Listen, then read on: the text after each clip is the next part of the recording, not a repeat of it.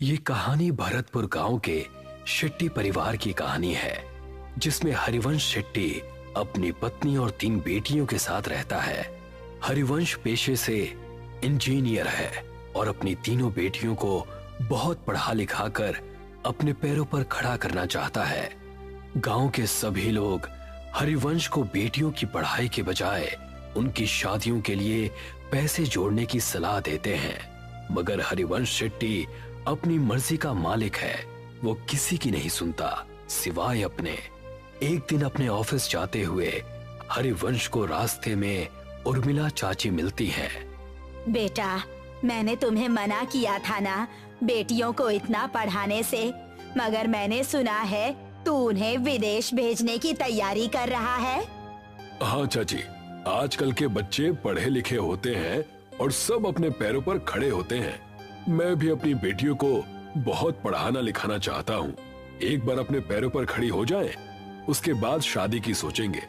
मगर बेटा, उनकी शादी। ओफो चाची, अभी वो तीनों बहुत छोटी हैं। तुम उनकी चिंता मत करो, मैं हूँ ना, मैं सब संभाल लूंगा। इतना कहकर हरिवंश अपने ऑफिस के लिए निकल जाता है। उसके ऑफिस पहुंचते ही उसे खबर मिलती है कि गांव में भूकंप आया है और सब बर्बाद हो गया है। हरिवंश वापस घर पहुंचता है और देखता है कि उसका पूरा गांव बर्बाद हो गया है। अरे ये सब क्या हो गया? मैं तो लुट गया, बर्बाद हो गया। अब कैसे सब हो पाएगा?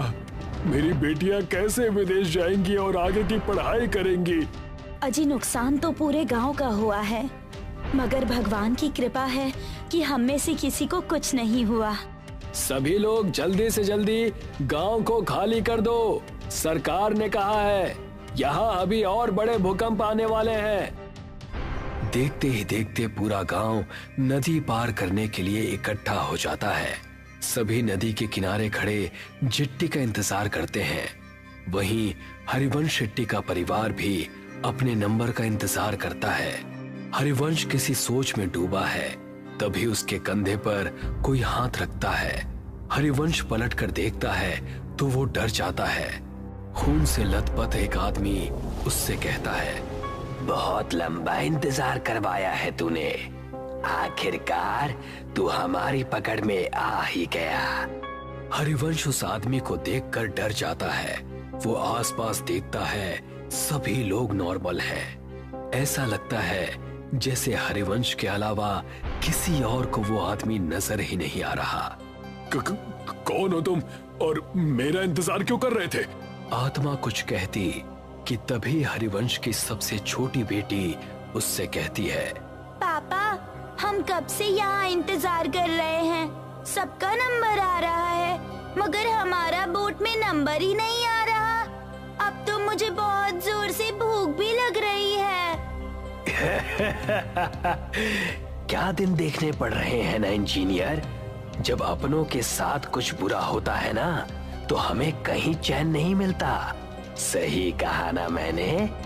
मगर तुम हो कौन और मुझसे क्या चाहते हो? तभी हरिवंश की नजर नदी के बीचों बीच चल रही नाव पर पड़ती है, जहां से बहुत चीखों की आवाजें आ रही हैं। नाव नदी के बीच हिचकोले खाने लगती है। तभी हरिवंश की नजर नदी में कुछ आत्माओं पर पड़ती है, जो जेट्टी से कुछ लोगों को पानी में गिराने की कोशिश कर रहे हैं। जो आदमी नदी में गिरता जाता है, वो आत्माएं एक एक करके उनका गला मरोड़ती, तो कोई आत्मा किसी का खून पीती है। इतना भयानक मंजर देखकर हरिवंश मन में सोचता है, शायद इन आत्माओं को आदमियों से प्रॉब्लम है, इसीलिए ये सिर्फ आदमियों को मार रही हैं। अगर मैं मेरे परिवार के साथ गया तो ये मेरे साथ साथ उन्हें भी नुकसान पहुंचा सकती हैं, जो मैं बर्दाश्त नहीं कर सकता। इतना सोचते हुए हरिवंश वहां से उल्टा गांव की तरफ भागना शुरू करता है और उसके परिवार वाले उसे वापस आने को कहते हैं। अरे, वहाँ कहाँ जा रहे हैं आप? गांव में खतरा है, लौट आइए। हाँ पापा, वापस आ जाइए ना प्लीज।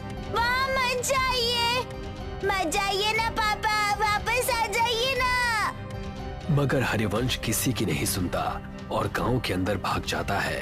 वो जैसे ही गांव में जाता है वो देखता है वहां कोई नहीं है, एकदम सन्नाटा छाया हुआ है।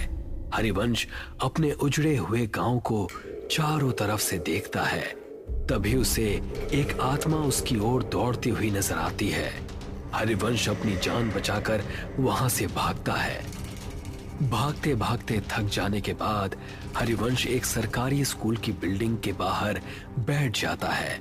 वहां भी उसे सब उजड़ा हुआ दिखता है। तभी दो छोटे बच्चों की आत्मा हरिवंश के पास आती है और उससे कहती है, अंकल, हम तो मासूम से बच्चे थे ना, आपने हमें क्यों मार दिया? अब आपका नंबर है। मैं इन बच्चों को क्यों मारूंगा भला? मैं खुद बेटियों का बाप हूँ। हे भगवान, ये सब क्या हो रहा है मेरे साथ? वहाँ मेरा परिवार भी अकेला है। मुझे लगता है इन सबको कोई गलतफहमी हो रही है।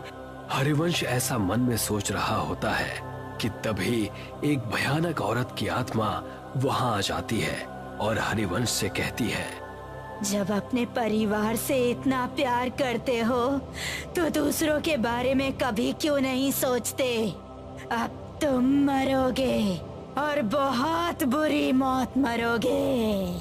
हरिवंश ये सब देखता है और फिर इधर उधर भागने लगता है। वो भागते भागते वापस नदी के किनारे आ जाता है, मगर इस बार वो देखता है कि वो जहां खड़ा है वहां कोई भी नहीं है।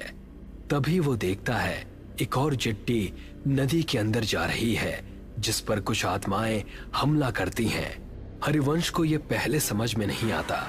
तभी वो देखता है कि गांव की तरफ से दौड़ती हुई आत्माएं हरिवंश के पास आ रही हैं। अब मेरा बच पाना मुश्किल है भगवान, मेरे परिवार का ध्यान रखना। तभी सामने से आती हुई आत्माएं उस पर जैसे हमला करती हैं। हरिवंश का पांव टकराता है और वो गिरते गिरते बचता है। वो अपनी नजर घुमाता है तो वो देखता है कि नदी पर एक पुल बना हुआ है। ऐसा कैसे हो सकता है? अभी तो यहाँ कुछ भी नहीं था, ये पुल कहाँ से आ गया? हरिवंश को लगता है कि शायद इस मुश्किल घड़ी में उसे कुछ समझ में नहीं आ रहा है। ये पुल पहले से ही यहाँ होगा, मगर उसने नोटिस नहीं किया। हरिवंश बिना कुछ सोचे समझे उस पुल पर चढ़ जाता है और वहां से दूसरी तरफ भागना शुरू करता है। भागते भागते वो ब्रिज के सेंटर में आ जाता है और यहाँ पहुंचते ही उसकी नजर नदी की दूसरी तरफ पड़ती है जहाँ उसका परिवार उसे बुला रहा है। हाँ सुधा, मैं आ रहा हूँ। हाँ बेटा, मैं बस अभी आया। हरिवंश जैसे ही कुछ कदम पुल की दूसरी तरफ दौड़ता है, उन दो बच्चों की आत्माएं उसके सामने आकर खड़ी हो जाती हैं। वो उन्हें देखकर डर जाता है और पलट कर देखता है। वो देखता है बहुत सारी डरावनी आत्माएं उसे घूर रही हैं। नहीं, अब मेरा बच पाना मुश्किल है। मुझे तो मेरा कसूर भी नहीं पता है। पता नहीं ये सब मेरे पीछे क्यों पड़ गए हैं। तभी उनमें से एक आदमी की आत्मा हरिवंश को कहती है, मैं इसे छोड़ूंगा नहीं।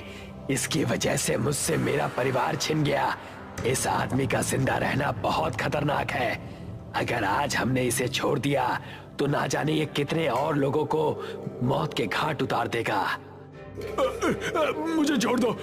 आप सबको कोई गलतफहमी हुई है। मैंने किसी का कुछ नहीं बिगाड़ा। तभी एक दूसरी आत्मा हरिवंश के पास आती है और कहती है, हरिवंश, तुम्हें याद है जब सरकार की तरफ से तुम्हें सरकारी स्कूल बनाने का ठेका नहीं मिल रहा था तो तुमने पैसे देकर वो टेंडर अपने नाम पर ले लिया था। तुम वो 5 साल पुराने टेंडर की बात कर रहे हो? हाँ, क्योंकि मुझे वो प्रोजेक्ट किसी भी कीमत पर चाहिए था। मेरी बेटियां शहर में पढ़ने जाती हैं और वहाँ की फीस बहुत ज्यादा है। मैं गांव में रहने वाला इंजीनियर, भला उनके सपनों को कैसे पूरा कर पाता? तो मैंने रिश्वत देकर वो टेंडर अपने नाम करवा लिया था। मगर किसी को इस बात से क्या प्रॉब्लम हो सकती है?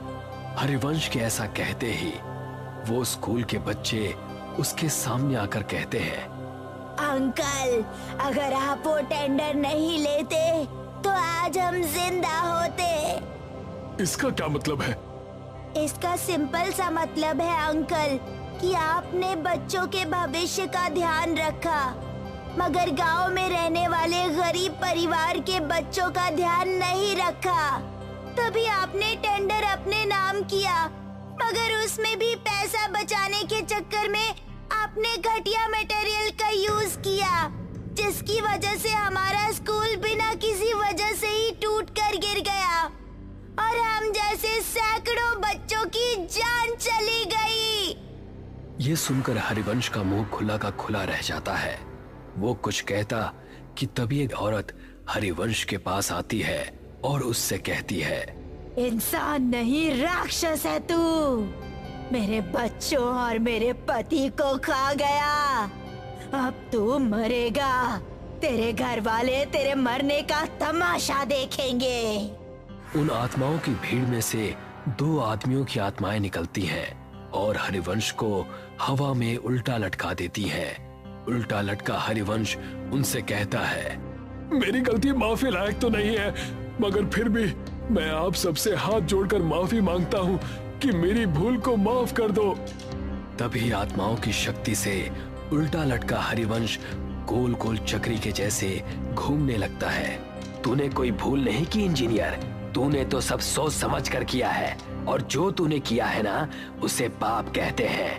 पाप की माफी नहीं होती, उसकी सजा होती है, जो अब तुझे हम देंगे। नहीं नहीं, मैंने कुछ भी जानबूझकर नहीं किया। प्लीज मुझे माफ कर दो, प्लीज जाने दो। हाँ हाँ, आज तुझे इस दुनिया से भेजने ही तो आए हैं। तू शायद भूल रहा है इंजीनियर, तूने गांव का सिर्फ वो स्कूल ही नहीं बल्कि म्यूनिसिपल का हॉस्पिटल भी बनाया था। गांव में ऐसे कई छोटे बड़े प्रोजेक्ट हैं जो तूने पूरे किए थे।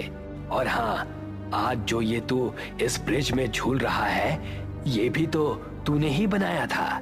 तुझे अंदाजा भी है कि तेरे बनाए गए सभी प्रोजेक्ट्स का एक जैसा ही हाल हुआ है, तो तू 1-2 नहीं बल्कि हजारों मौतों का अकेला जिम्मेदार है।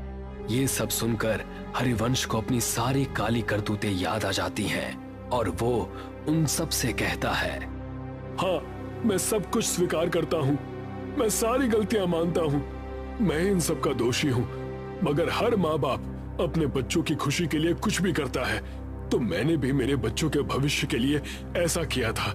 हालांकि मैं अब ये बात मानता हूँ कि मैंने जो भी किया वो सब गलत था। हरिवंश की माफी से किसी को कोई फर्क नहीं पड़ता और देखते ही देखते वो आत्माएं वहां से एक एक करके गायब होने लगती हैं। हरिवंश को समझ में नहीं आता कि ये सब क्या हुआ। वो हवा में उल्टा लटका हुआ है, उसे पुल पर कोई नहीं दिखता, सब गायब हो जाते हैं। वहां उसके परिवार को चिट्ठी मिल जाती है।